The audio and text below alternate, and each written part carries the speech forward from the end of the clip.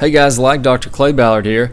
I had an in-person lesson today and right off the bat asked him, I said, you must have played baseball. I could definitely tell he's played baseball. And he said, yeah, he played his whole life growing up, all the time from when he was little up through high school.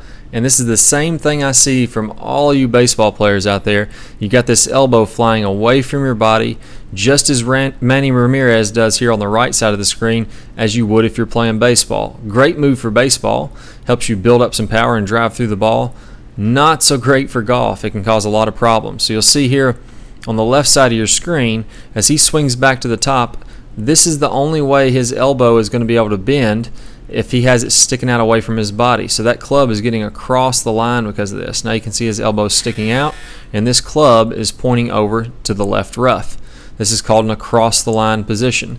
Now, the reason this is a bad thing for golf is now that we have to drop this back to the inside to try to get it back on plane to hit the ball well. So you spend most of the time in your downswing trying to get the club back on plane instead of building speed, building power, and creating some consistency. So I worked with him on the 5 minutes to the perfect backswing. Let me go ahead and show you what we did after working on this drill for maybe about 20 minutes or so and how much better his position at the top is. Okay, so on the picture on the right, we went through the 5 minutes to the perfect backswing drills. In these drills, it's going to show you exactly how to put your hands and arms in front of your body, give you some checkpoints on how high to elevate your arms, where to put the elbow, how the hand should sit in relationship to your body, and then you're going to hinge forward and then rotate to the top of your backswing, and it's going to put you in the perfect spot. This is a great drill to teach you how to get into the perfect backswing position, just like Tiger Woods or Adam Scott or some of those other players that you've always watched on TV and thought they had a great backswing.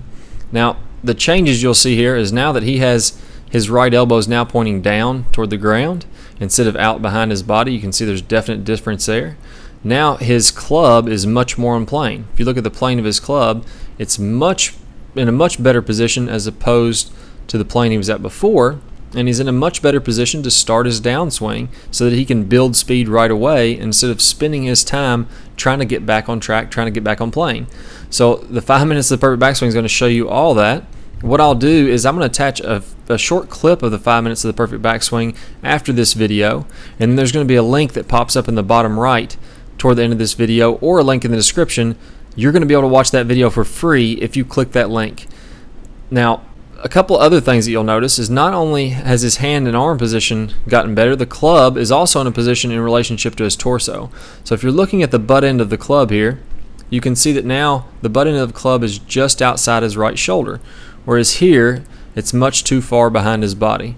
So in the swing on the left, he's going to have to spend most of the time in his downswing trying to reroute this club and get it on a good plane so that he can hit this golf ball.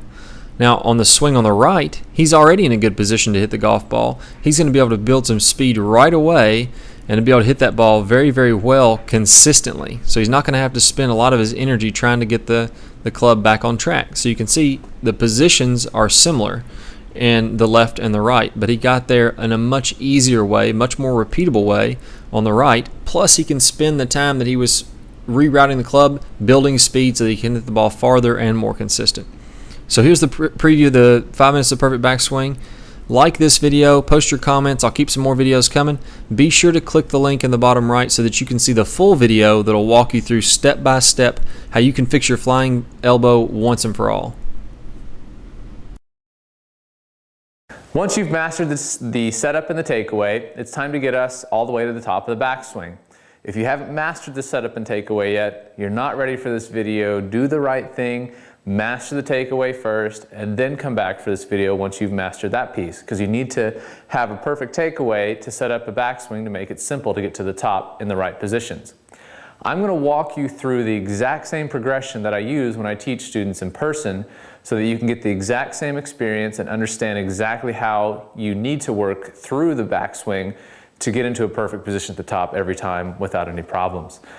When I demonstrate this for my students, what I'll typically do is put a shaft down the line in the middle of my body here and tell them that anything behind this shaft would be in the depth dimension, and then anything moving straight up and down would be in this vertical dimension.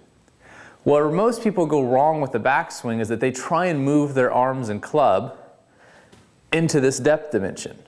And so when they do that, that's how you end up really flat and deep and in a bad position at the top. What you need to think of is that you never move your arms into this depth dimension.